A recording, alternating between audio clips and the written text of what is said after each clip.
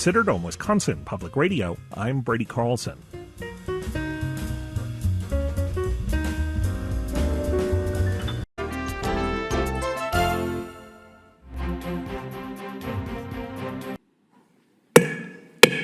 All right, good evening, everybody. It is 6 o'clock, and I will call the 9th regular Common Council meeting to order. Will the clerk call the roll? Thank you, Mr. Mayor. Alderperson Bors. Here. Alderperson Bremser. Here. Alderperson Close. Here. Alderperson Decker. Here. Alderperson Gravine. Here. Alderperson Heidemann. Alderperson Kelly. Here. Alderperson Menzer. Here. Alderperson Mitchell. Here. Alderperson Perella. Here. There are 10 present. Thank you. Folks, could please stand for the Pledge of Allegiance. I pledge allegiance to the flag of the United States of America and to the republic for which it stands, one nation, under God, indivisible, with liberty and justice for all. All right. Alder Bors, is there a motion to approve the minutes from our last meeting? I move to approve the minutes from the 8th regular council meeting held on July 20th, 2026. Second. Moved and seconded. All those in favor of approval of the minutes, state aye. Aye. Anyone opposed? Minutes are approved. Next is item 5, is a resignation. Julia Hart from the Mead Public Library Board of Trustees. Alder Bors. I move to accept and file. Second. Moved and seconded. All those in favor, state aye. Aye. Anyone opposed? That is approved. Next, public forum, City Clerk. Thank you. First on our list tonight is Judy Poole.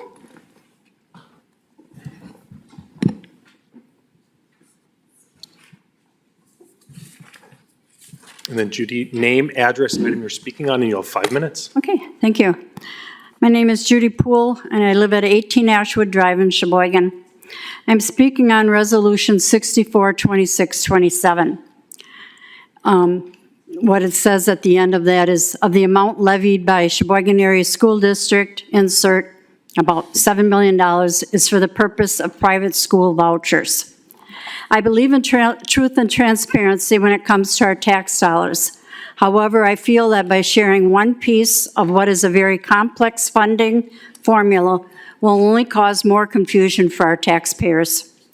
If we truly want full transparency of taxpayer dollars when it comes to district funding, then shouldn't we also inform the public that according to the 2025 and 24 DPI data, the district lost 462 students to enrollment to the other local public school districts? Even though the Sheboygan district is not teaching those 462 students, under state law, the Sheboygan district is allowed to go to the tax levy on behalf of those students. Also, the Sheboygan School District is allowed to keep roughly $2,000 per student that has left, while the district that receives the student gets a negative for that student. So if Sheboygan School District opts to add these 462 students to the property tax levy, this detail should also be added to the tax bill information with the dollar amount. As for the parental school choice voucher program, it is misleading to share only the $7 million statistic when this funding is actually coming directly from the Wisconsin budget's general purpose revenue fund, and it is not part of the local tax bill. There are presently 526 district students who are choosing to attend elsewhere. The law allows the school system to levy for the 526 students who are part of the Sheboygan Area School District Choice Program, but it is not mandated to do so. Therefore, will you be transparent to share that you're opting to levy for 562 choice students for which you're not providing any education? The Milwaukee Choice Program is decoupled from the state funding. So a great way to end this continuing battle is to encourage your state legislatures to work together to decouple the funding, an idea that even Governor Evers endorsed while he was serving as our state superintendent. I ask you to rethink this extremely political move. The bit of information is a true number, but it's not being provided in its true context, when this number is not money coming from the local property tax bill, but rather state budget general revenue. Will you share that you're also using the property tax levy to increase your revenue for about 988 students that you are not teaching. I ask that you either vote no against the resolution tonight or you vote to table the discussion for a later date. Thank you. Thank you. City Clerk? Next person on the list is Elizabeth Eckbeld. Sorry.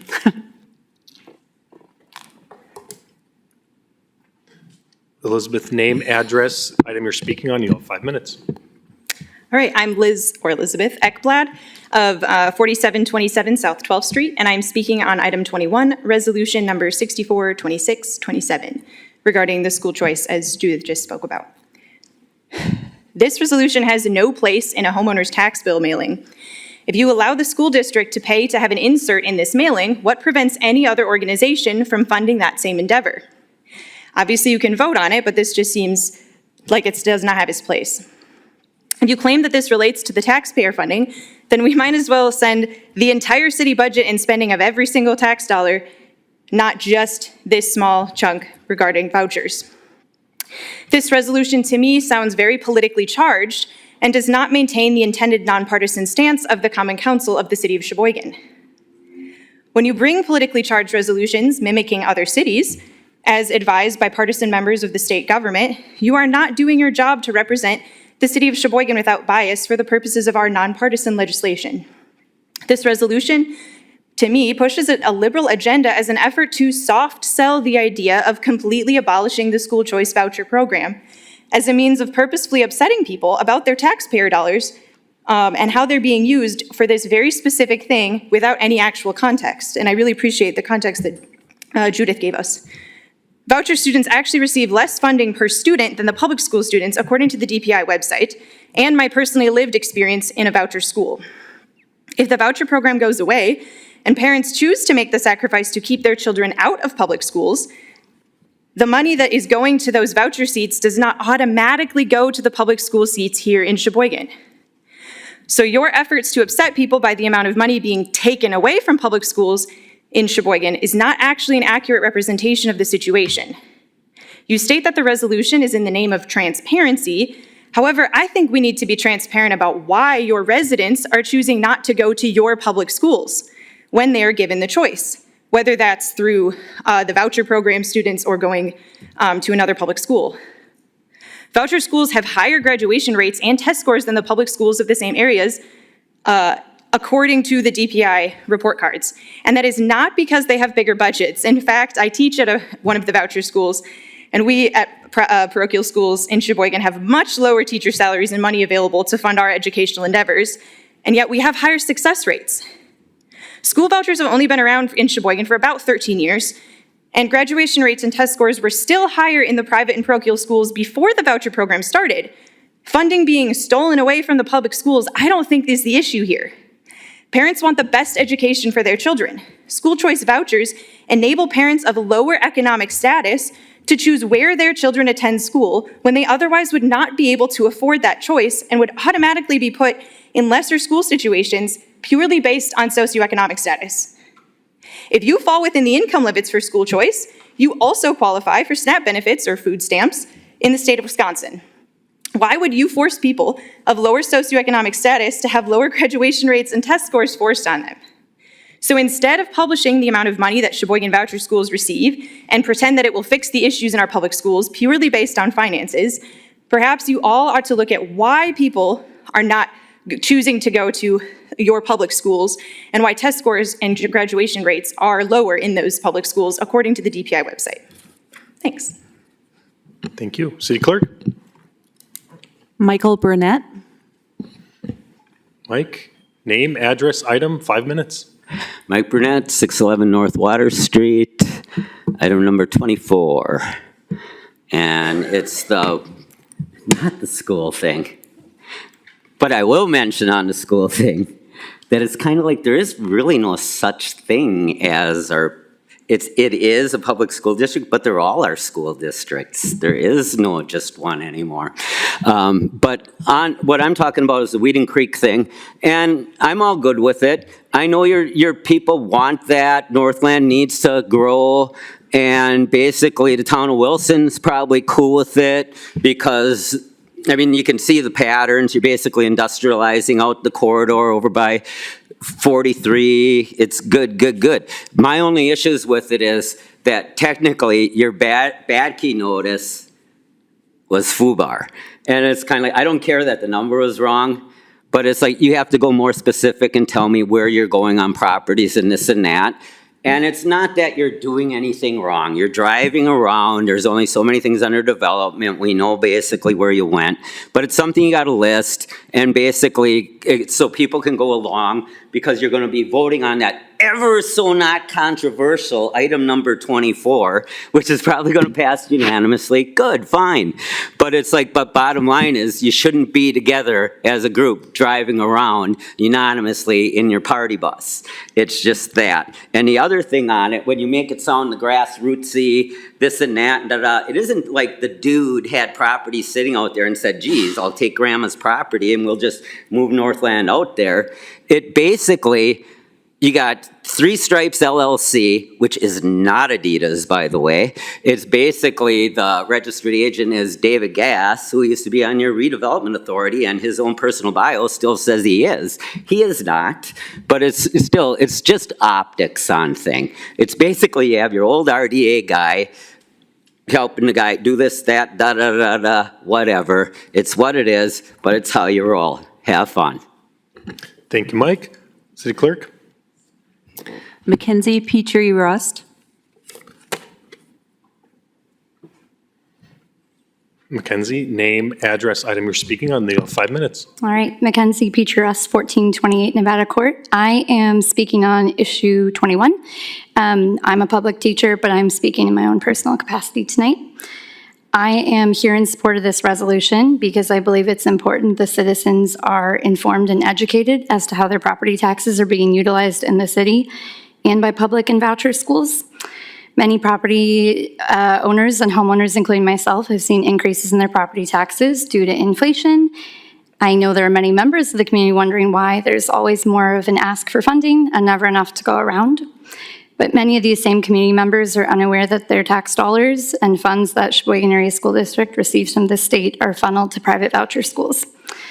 Simply put, the cost of the voucher school system is paid from money diverted away from public schools.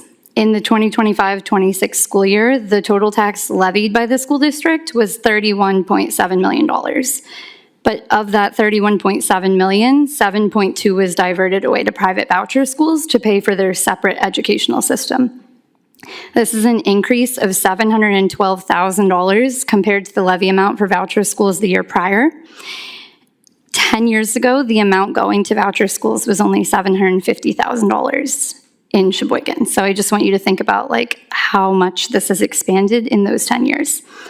The resolution tonight mirrors resolutions passed in other communities around us, including Green Bay, Eau Claire, and Wauwatosa. Recently, the superintendents in Manitowoc and Two Rivers asked their common council to publish voucher costs on the property tax bills so that their taxpayers are also informed on how their dollars are being utilized in those communities. Taxpayers have a right to ask for public disclosure for this amount that's levied for private voucher schools. The total amount of money listed on the public school district line of our tax bill does not all go to public schools. On the current tax bill, the cost of voucher schools is misleadingly included under the SASD line item. The separate cost of vouchers should be transparent and easy to find on our bill. Providing this information on our tax bill is a reasonable expectation that makes the actual cost of vouchers on local taxpayers and public schools transparent and easier to understand for everyone. I'm not here to debate the voucher school versus private school system. That is a larger conversation at the state level. Rather, I'm here to encourage Common Council to add this clear language to our city tax bill to inform taxpayers of the increasing cost for these voucher schools in Sheboygan in the interest of transparency and accountability. Citizens expect many things from you, their local government, including accountability and transparency, and this is your opportunity to provide both on this issue. I know it's not an easy decision, so I thank you for your thoughtfulness on this issue and the time you commit to bettering Sheboygan. Thank you. City Clerk? The last person on the list is Mary Lynn Donahue.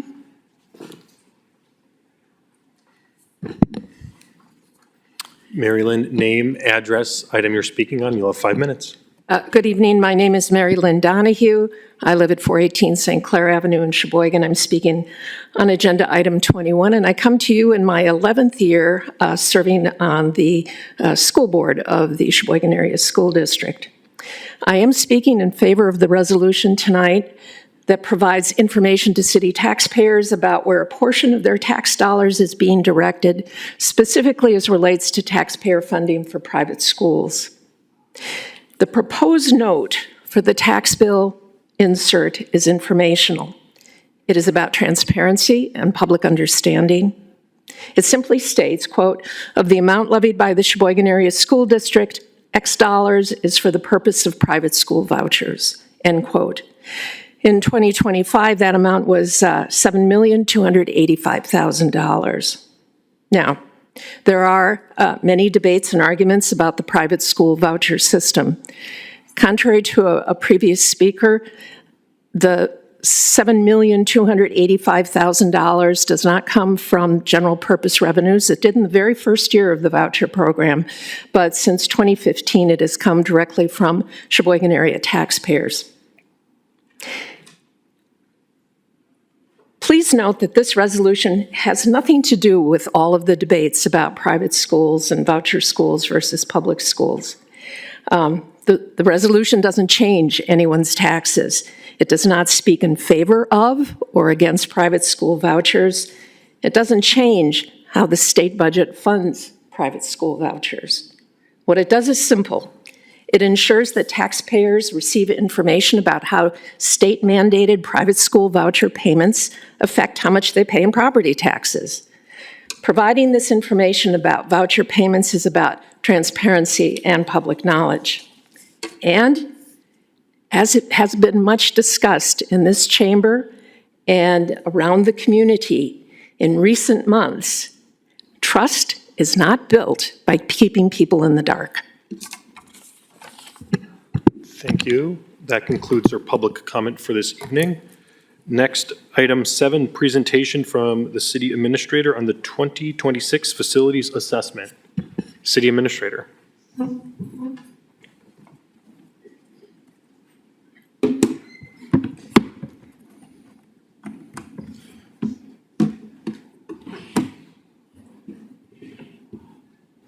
right, while he gets that pulled up, I've got a 51-slide presentation. I'm not going to go through all of it.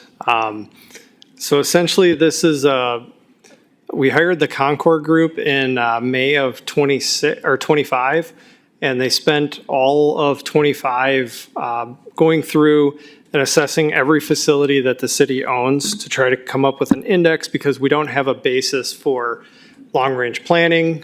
So the intent here was to create a structure by which we could then build our budget and future planning on.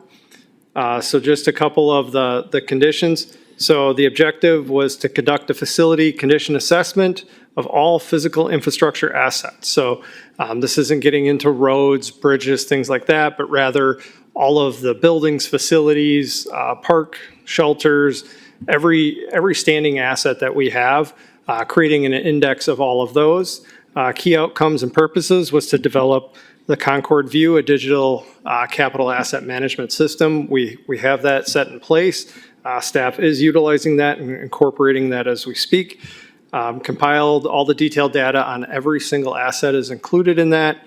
And then long-term projections that they built out, and it's not necessarily our records, but what they're estimating, and now our step in the process is to go back and integrate that with our existing plans and build that into our long-range capital planning. You kind of see an outline of the digital system that was created as a part of this. So every single asset is located as an icon on the site. It now holds all the records associated to each facility. They went through all the building plans, maintenance records, equipment deficiency lists, and on-site staff interviews. So very long, very intensive process. Definitely took over a year to complete, but we're very happy with the overall outcome from this. So they did do some cost estimating. So they're looking at, they put escalators and everything. So we're looking at things over asset life, which is the kind of the transition that we're making, where we're looking at asset through its whole life instead of just these arbitrary 5-year windows that we're looking at. So it's more of a holistic planning. So, you know, we know that we're going to be replacing a roof on the library. We just replaced it this past year. So in 30 years, we should be looking at replacing another roof, and we should be budgeting for that and have money put away as a equipment replacement fund. So to start that process and slowly transition us to that type of planning where we're planning for everything that we own, as opposed to looking at 5-year windows of replacing things that we believe are going to have to be replaced. So they built in contingencies, so some of these estimates might be higher. The further out they go, they're using about a 4% compounding factor year over year. So some of the farther out ones, they have that automatic escalator built into them. So some of the numbers are quite substantial. They did go through and they provided a risk score based on potential consequences and then probability of failure. And then each asset was graded based on that. And then the potential consequence scoring, you got insignificant, minor, moderate, major, and catastrophic. And then they basically come up with an index score for every single asset that we have. So I'm not going to go through all of them. We had 113 buildings that were assessed. They assessed 3,135 assets within our system. So there's a report on just about every single one of these. We will be distributing all of these to the committees. Each committee will be going through the various assets that are under your committee's purview. So it'd be a lot longer presentation than just going over this quick overview. But what they found right now is an estimated $38 million in deferred maintenance and about $106 million in maintenance that needs to occur over the next decade. So substantial amount. Some of this is already built into our long-term planning. And I'll go through a couple of these and then we'll kind of end with wastewater. Wastewater is about a third of this by itself. About $32 million just in deferred maintenance at our wastewater treatment plant. Several of the projects that are listed in here are known, and we're working through those. Those are in the budget, and we've got various state funding programs that we're using for those, but just be aware that we are currently working some of these into the program already, but there's more that needs to be added in based on the results of this study. So just kind of they broke it down by every type of system overall, so we know across the city, our biggest issue right now is about 29% of the issues that we have are related to mechanical maintenance that needs to be done at buildings. That's about $31 million. Plumbing is 3%. That's about $3.3 million. The shells of the buildings is about $23 million at 22% of our total costs. So they break it down by facility. So each individual report breaks us down to a pretty granular level for us. Just looking at, so City Hall is relatively new. In 2018, the building was completely remodeled, revitalized. Obviously, you know, we've had that damage up in the corner there for the last 4 or 5 years. It actually just got fixed last week. So that was one of the many things that need to be taken care of, but we've already replaced the roof. We replaced the roof last year.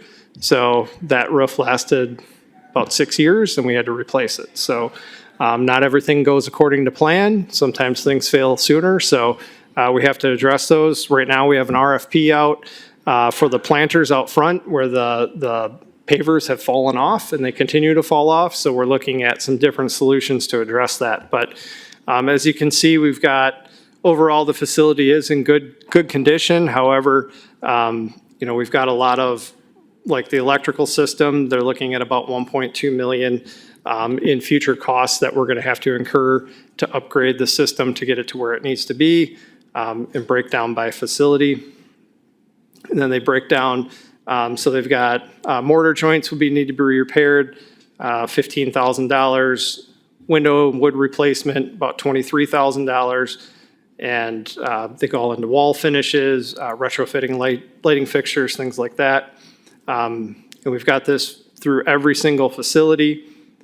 And I don't want to keep anyone too long. I know we got a pretty heavy agenda otherwise, but just to talk about wastewater, that was another one that we highlighted.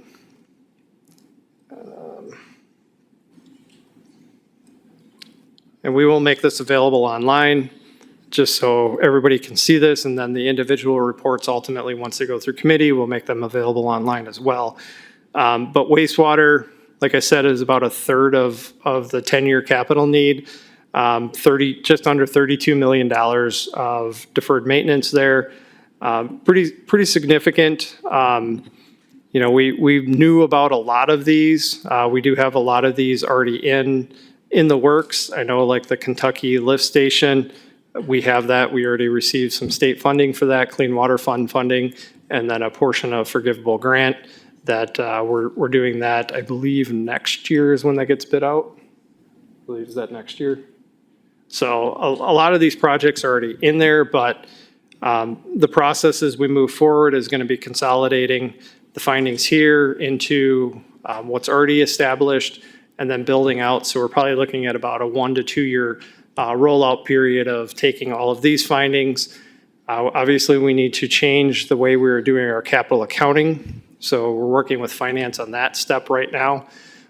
Essentially, right, the way the capital has worked up to this point is that when they built a building, they looked at a building. They didn't look at the substructures within that building, the HVAC, the plumbing, the fire systems, the roof. They didn't break all of that out separate and give it, because the typical building is going to have a 50 to 100 year life depending on the type of the building.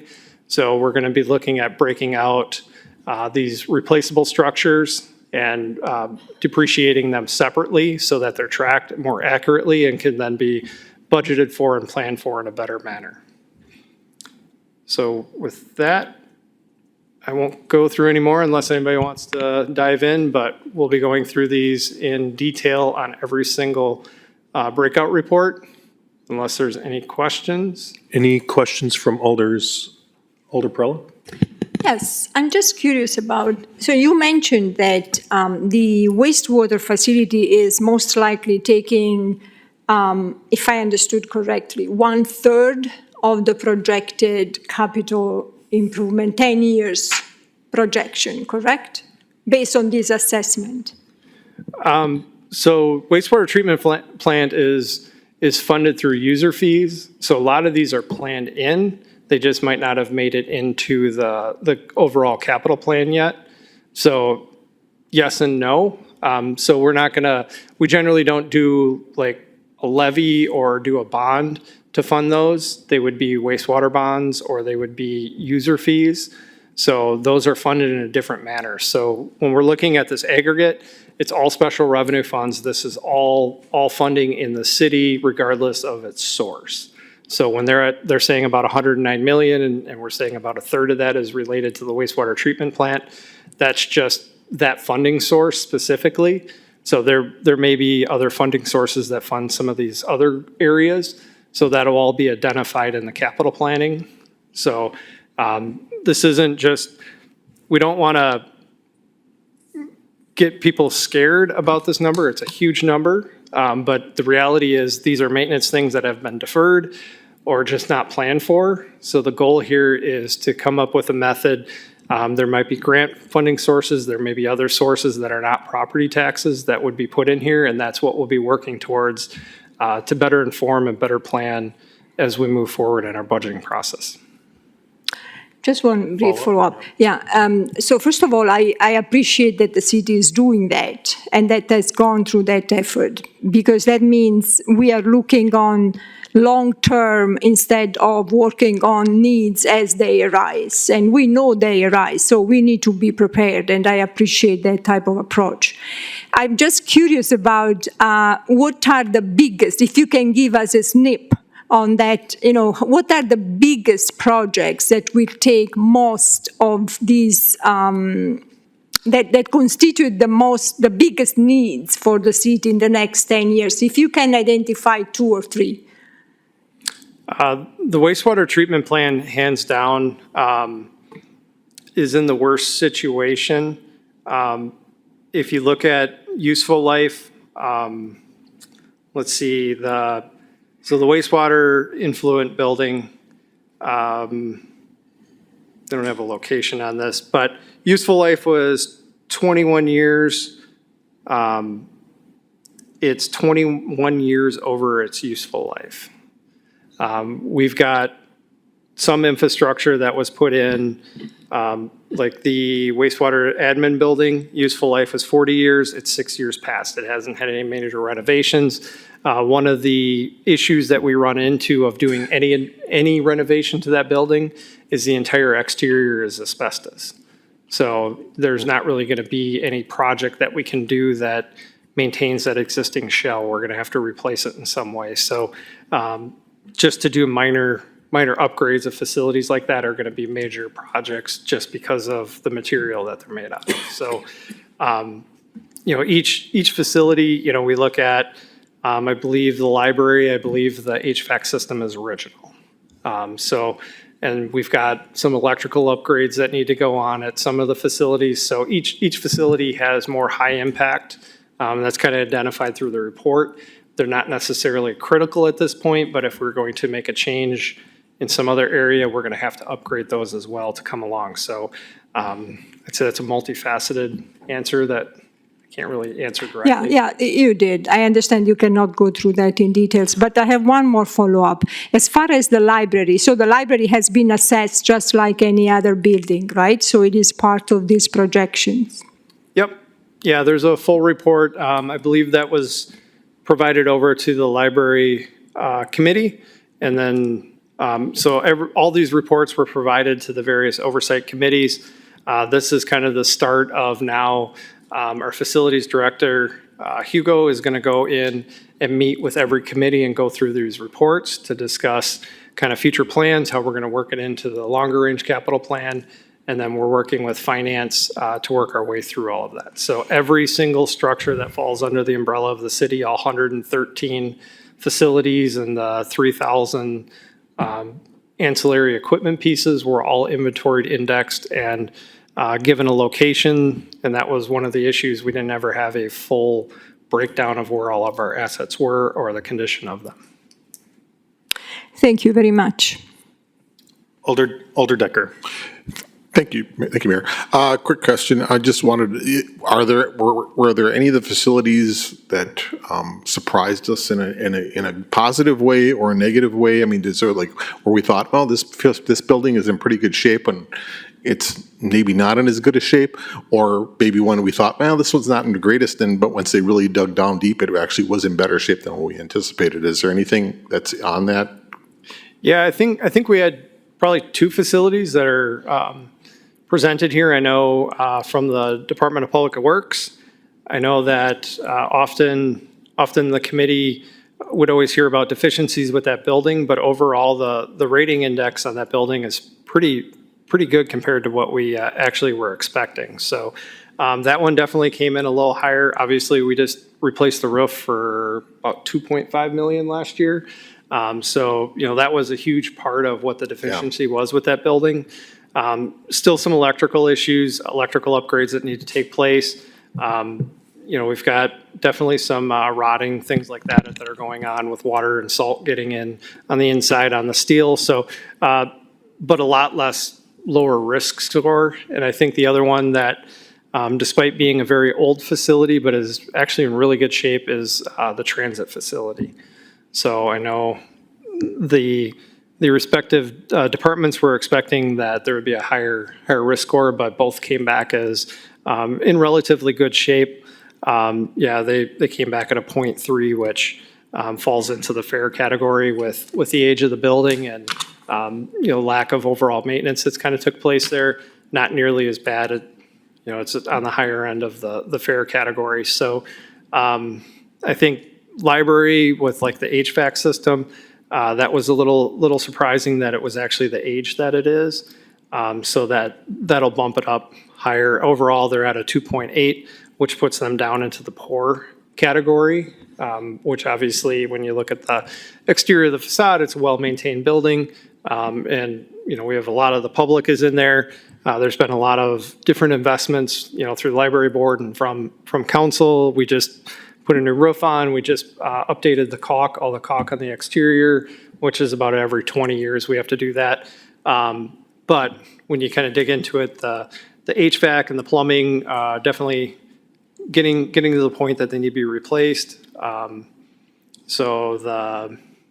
If we look at the heating, hot water distribution, carbon steel replacement, useful life is 40 years, we're 12 years past the useful life. So things like that, you wouldn't necessarily expect when you look at a building that you think is really good shape, but it's not all of it has been maintained at the same level. So it's different building by building. Thank you. Other questions from alders? I did have a quick, Alder Kelly. Thank you for sharing this. I think this is really good in terms of our long-term planning. Just a point of clarification, so the street conditions were not considered as part of this. This was just the buildings that we control? Correct. This is strictly on structures. We didn't get into PACER ratings on roads or anything like that. Ultimately, DPW works through that with the state, and I don't believe we've had an update on that in a while. We'll update them next summer. There you go. So next summer, we'll have a better index of all streets. So this specific was completely focused on what standing structures did the city have that we're obligated to maintain and what condition are they in, because we never really had that. Thank you. Any follow-up, Alder Kelly? No. Alder Close. Yes, so that the Concord Group put this original report together, and I wanted to see how much involvement would they have going forward in the project and program management of assessing risks and assessing priority for these different projects, or would that be brought in-house into the city? The plan is that it would come in-house of the city based on the risks that they would sign, and then what'll happen is we'll go through, because they're in their report, they point out, they didn't dig into a system, so they don't know if that system, other than the interviews that they conducted, and staff may not be privy to something that happened 20 years ago that, a boiler system, the internals were replaced and its useful life is extended by 20 years. So we now have to go through their findings. We did have staff that went around and interviewed at everything they knew, whatever records we could find on long-term maintenance of all of these, but we have to go back through and kind of start, do our own assessment, and, the need we might assign might be higher based on the condition. Things have changed in the last 6 months. We found some stuff that got missed through this. So it's going to vary, but the plan inevitably is that it'll be in-house as much as possible. One of the things, we did not have online service tool that tracked maintenance on any assets, so we're currently working through that. I think they're looking at a couple different softwares where all of this data would ultimately be incorporated. They have the GIS layer that they've built into our system, so we've got all the report data, everything that we can aggregate over into our own internal system, and then start keeping those long-term track records of maintenance or any activities that take place with any of these assets by asset. So going forward, we have a solid tracking system. Great, thank you. Any follow-up, Alder Close? No. Other discussion from alders? Quick question, City Administrator. You mentioned the deferred maintenance number, and then you had the breakdown of the needs for the building. Is there I guess my general question is regarding deferred maintenance. Are we seeing a consistent theme of deferred maintenance? Is it specific items that need addressing per different facilities, or is it kind of across the board? I didn't know if we had a separate breakdown of deferred maintenance. It's really across the board. This is a terrible one to bring up on a screen, but essentially what you can see, they've got it by, each color code is coded to the cost associated. So you'll see there's a variety of different costs. Structural costs are kind of the orange, and you kind of see as we're going further out into 2035 that there's a lot more orange showing up in there, so more structural issues that we're going to have to be addressing. Interestingly, a number of our fire protection systems, I know both fire systems that are at the police department need to be drained and recharged. So those were things that, exterior looking at the building, it's fairly good shape, and you would assume that that would not be needed, but it's definitely past its useful life, and it has to be drained and the system recharged. So significant costs, and that's going to be at every facility. Some for some reason got it done, and some didn't. So. Okay, thanks. Last call, anyone else? All right, sounds good. Thank you, City Administrator. Thank you. All right, next presentation, item 8, 2026 year-to-date budget report and 2027 budget outlook by the Finance Director.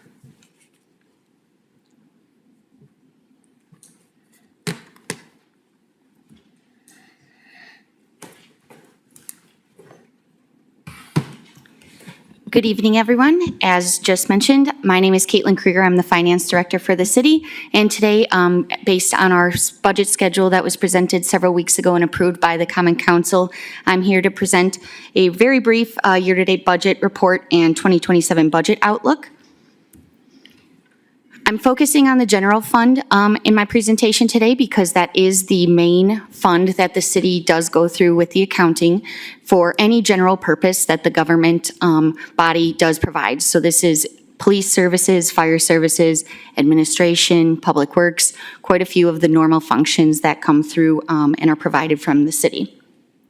So year to date, you can see the amended budget figures are on the left-hand column. We have a current deficit in the amended budget of $866,000. That is an intentional use of fund balance that has been approved by the body previously. To date, actual is also listed on the screen. That's as of June 30th for this year. I want to make note that there are several significant revenues outstanding that we know are coming. So the tax settlement that will happen in a few weeks is about $4.5 million. We also received our state shared revenue, large sum of money coming in the next few weeks as well, and that's about $14 million. Transportation aids we receive on a quarterly basis. So as of this report, we have 2 more payments coming, which is about $1.3 million. And then the water utility pays a payment in lieu of taxes, and that comes at the end of the year and is accrued back to 2026. So on the expenditure side, we also do annual transfers for motor vehicle and IT internal service charges. So those were already completed at the beginning of the year for the entire year.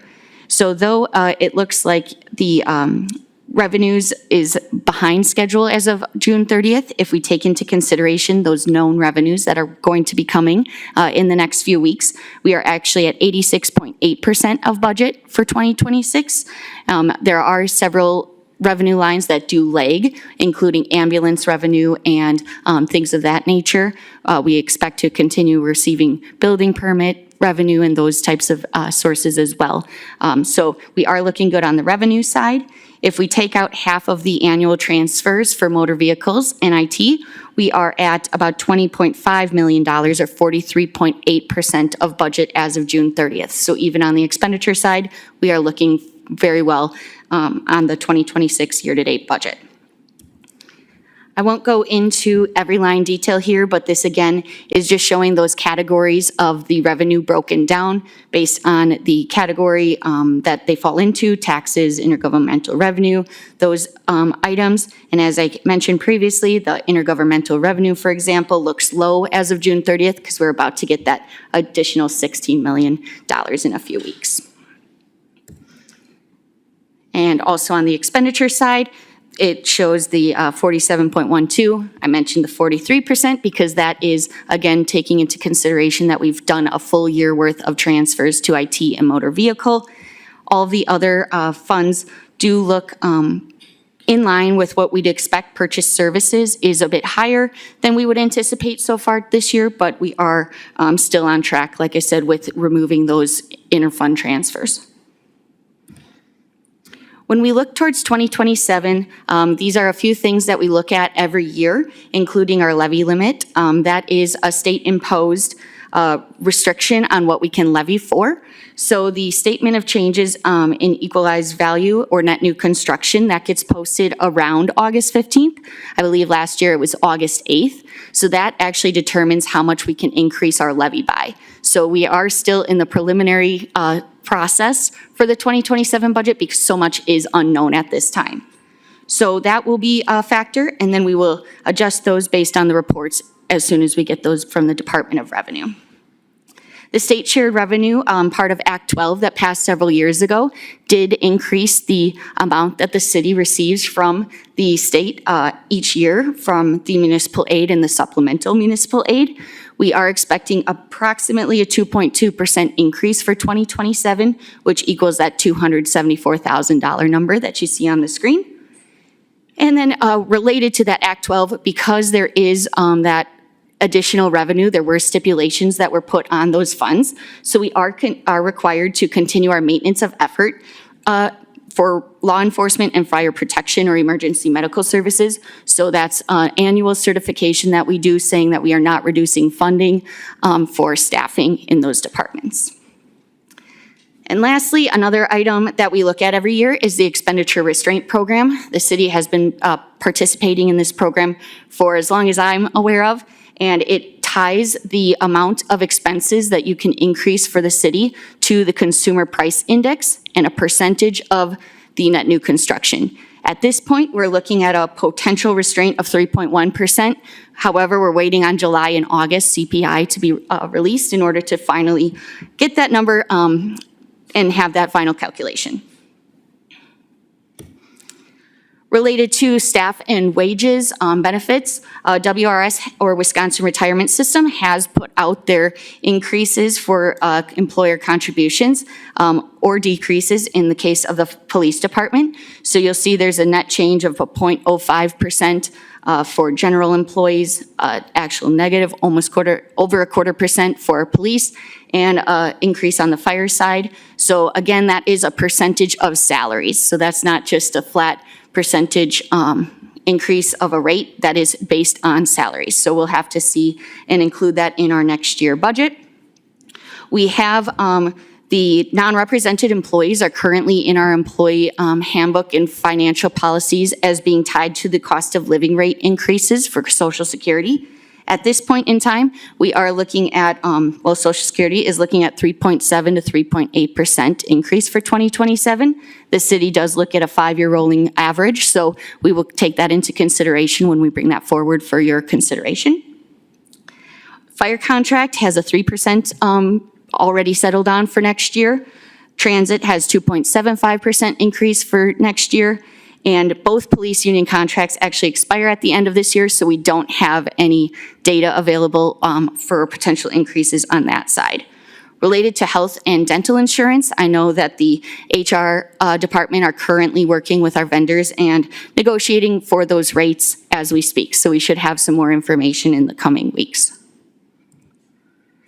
And then lastly, my friendly reminders that we are in the midst of budget season. So these are some dates that the council and even the public would like to keep on the top of their mind. August 14th is the department head requests are going to be submitted to the city administrators. So we're less than 2 weeks away from that. On September 14th, we'll bring forward the initial preliminary budget information and have that available for council for review. The city administrator and myself will give a presentation based on the changes that you're going to see from 26 to 27 and what that means in the dollars and cents and where we are at that time, because there are still items that are going to be outstanding from the state and such as of September 14th. There will be a second committee of the whole meeting on October 14th. This is where you, as the council, act as committee of the whole and actually review and hopefully approve the 2027 proposed budget and the 2027 to 2031 capital plan. So that would be a recommendation for approval to Common Council, which would occur on November 2nd for consideration. This, of course, is before the November 15th deadline for myself to get all the information over to the county in order to have the tax bills printed and calculated. The 2027 to 2031 capital improvement plan, I know Casey alluded to the changes that are upcoming, but we will have that initial, we're still in that transitional period, so we will have the normal projects that we want to have funded for next year come forward, and that process will follow the same timeline as the regular budget and get approved at that November 2nd meeting as well. And lastly, because I have everyone's attention, on Monday, August 10th, the assessment notices for 2026 will be mailed out. There will also be a social media post about those with information. There will be a letter included with those assessment notices, but this is the 5th year of that revaluation contract, and so this is that last year of everybody receiving that revaluation as it stands right now. As you know, we are looking to bring the assessment department back in-house, and we would be on then an every other year evaluation cycle moving forward. That's all I have for today, but I'm happy to answer any questions that the council may have. Thank you, Finance Director. Any questions for the Finance Director? All right, seeing none. Thank you, Finance Director. All right, next is Mayor announcements. Just a few notes for this evening. Tomorrow is National Night Out, put on by our friends at Sheboygan County Crime Stoppers. It will be tomorrow, Tuesday night from 4:30 to 7:30 at End Park. Additionally, this Friday, we'll be having our Cruise and Brews event at City Green. I want to compliment staff and as well as local businesses and members of the community for stepping up and pulling this off. Obviously, we had some short-term notice with, sadly, the boat races not coming back this year, but still wanting to put a great event on for our community. So I really applaud staff in the community and local businesses for stepping up and pulling this off. It sure is going to be a great, thank you, Alder Ports. Surely will be a great event. I believe we have about over 90 cars. We're pivoting from a boat show to a car show. With still some boats hopefully arriving as well. So that event will be this Friday at 5, starting at 5 p.m. to 10 p.m. at City Green. Final reminder, August 11th is the partisan primary. Folks can still vote early in person at City Hall on the first floor at the clerk's office during regular business hours. Additionally, I do want to recognize 2 individuals in the room. The state was mentioned several times, so we have State Representative Lindy Brill here, as well as State Representative Joe Sheehan here as well, too. So just wanted to acknowledge both of you at this meeting this evening. With that, those conclude my announcements for this evening, so we'll jump into items on the consent agenda, items 10 through 20. Alder Bors. I move to accept and file all reports and adopt all resolutions. Moved and seconded. Any discussion on any of the items on the consent agenda? Seeing none, this is a roll call vote.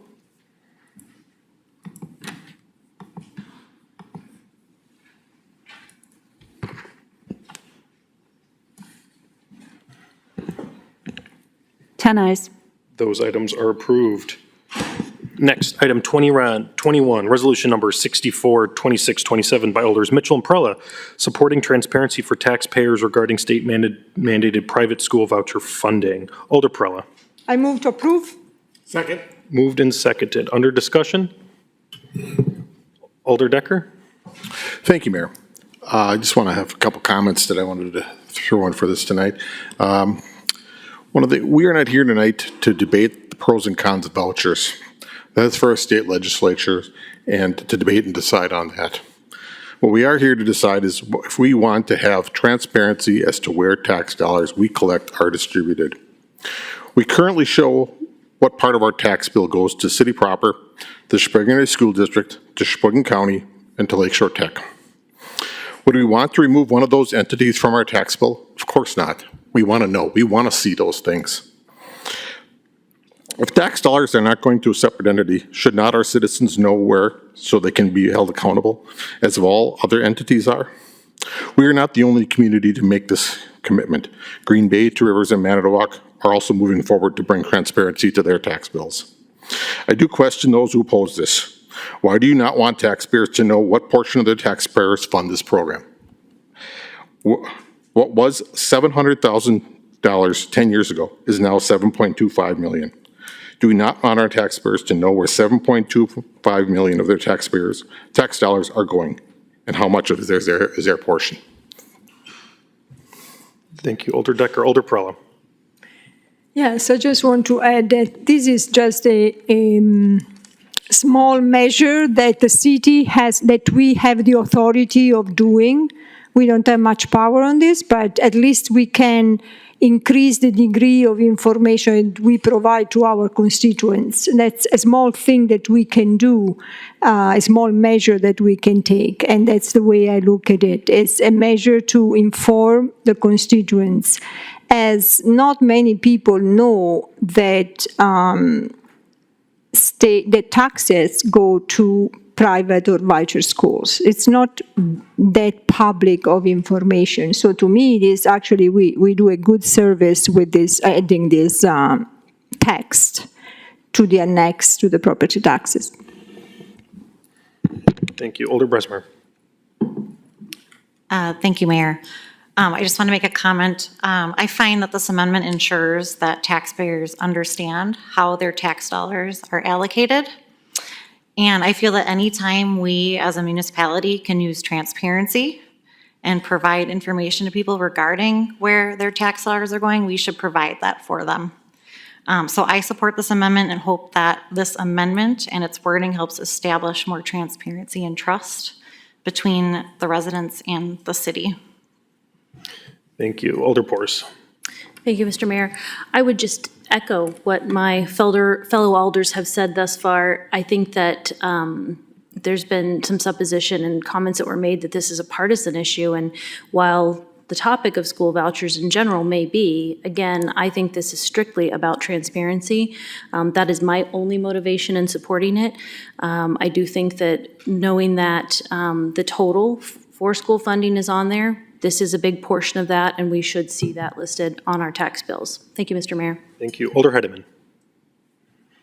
Oh, thank you, Mayor.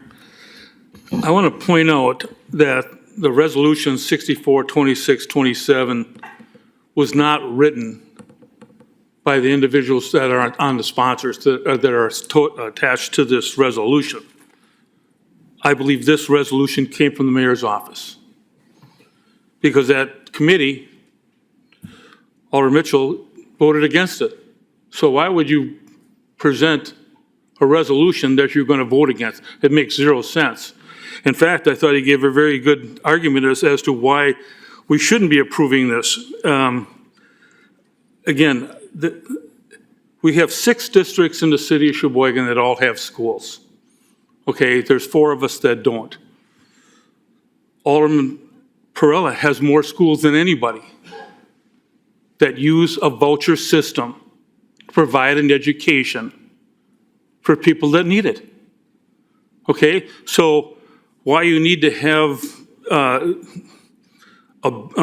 we don't need a note inside of a tax bill to show the amount of money provided to parents, making sure that their children receive an education that needs. This is not about transparency. It looks like sour grapes. From an organization that cannot compete, these private schools are not failing, but are providing a choice for parents to establish a good education for their children. I don't know why this little note is going to be so important to have inside of a tax bill. And again, I do believe there's people that expressed that it's not true transparency because it doesn't have all the facts and figures in it. So I'm definitely going to be voting no against this, and I would appreciate some of my other aldermen, especially the ones that have schools in their districts, to vote against this also. Thank you. Thank you, Alder Heidemann. Alder Mitchell. Thank you, Mayor. Alder Heidemann stole a little bit of my thunder. I was going to open with noting that it's that my name's on it and I'm going to be voting against it. So I'll have to reframe, and I'll try not to repeat everything I said at committee last week. But yes, it is a little bit unfortunate that by default, because it went through my committee, my name's on it. That's always a little hard to understand if you're trying to follow along. But no, my primary concern with this resolution, as it was last week, is that school vouchers are an inherently political topic in the state. Often at the center of political discourse. We heard some of the comments earlier tonight that strayed far away from what gets printed in the tax bills and started to debate back and forth on the merits of school vouchers. As was noted, We are not the state legislature, so it's not a debate I'm looking to start or get into tonight. I respect the school districts and any other concerns party right to take a position and message on that through whatever reasonable avenues they have available. I just find the idea of something that could be construed as a political issue campaign to be wholly inappropriate to be included with the tax bills. This may not be quite to that level, but I think we would all agree that if a candidate offered to pay for an insert going out in all the tax bills regarding their campaign, we would kindly show them where the door is.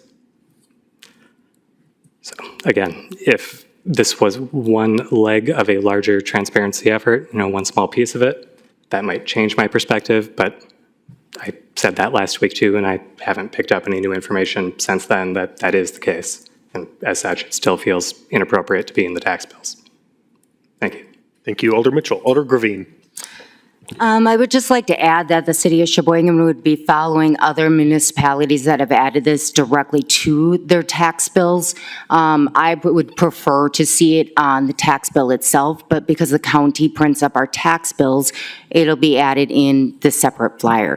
It's not a matter of whether you agree with voucher schools or not or anything like that. And there's only a couple people here that are trying to make it political. It's about knowing where our dollars are. If you're in favor of it, you should be glad that there's this amount of money that's contributed to that then. I just think having the numbers there for everybody to see just makes it that much easier. Thank you. Alder Heidemann. Thank you, Mayor. I was just wondering, as far as this tax bill, do the town of Wilson and other townships that are part of the Sheboygan Area School District, do they also get this little note? City Attorney? No, they don't. They don't? This is an insert that's... Okay, so I just had that asked me tonight. I thought I'd get that question answered. Thank you. Thank you. Alder Close. Thank you. I really want to emphasize that this is a measure that promotes transparency. And to build on Alder Mitchell's point earlier, if this is a part of a measure in the future to build on more transparency, to show where every single tax dollar that you pay as a homeowner goes, I'm all for it. I think everybody should be as financially educated about their tax dollars and where they're going and how they're being used at all times. So I would love to see this be the first step in a larger transparency effort to showcase where tax dollars are going, how they're being used, and to have people engage in that debate in their homes to show what they're in favor of and what they're not. But we can't begin to have that discussion without education. I think that's what this is all about. Thank you. All right. Thank you, Alder Close. Seeing no more cues, this will be a roll call vote.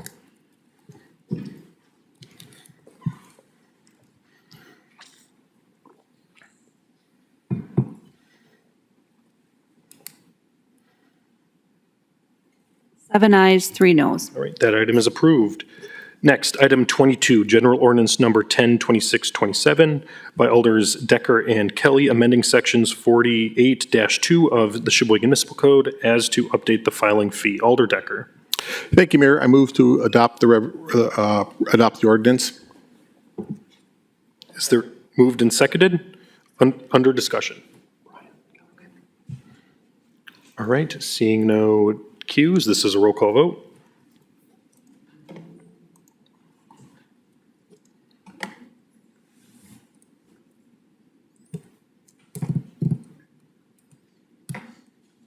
Ten ayes. That is approved. Item 23, General Ordinance Number 92627 by Alders Boris and Heidemann, amending sections 14-283 and 14-310 to increase the time application review to be conducted by the Police Department for mobile food vendors and transient merchants. Alder Boris. I move to adopt the ordinance. Moved and seconded. Under discussion. Seeing none, roll call vote.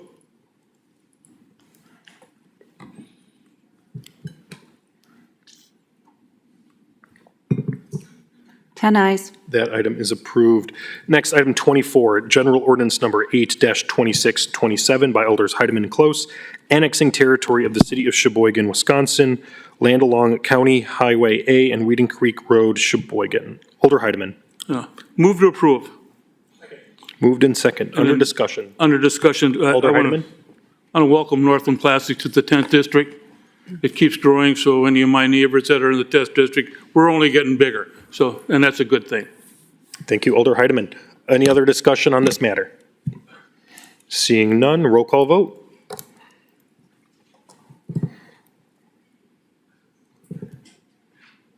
Ten ayes. That is approved. Next meeting is August 17th. We've exhausted our agenda for this evening. Alder Boris, what is your pleasure? I move to adjourn. Moved and seconded. All those in favor of adjournment, state aye. Aye. We're adjourned at 7:05. Good night.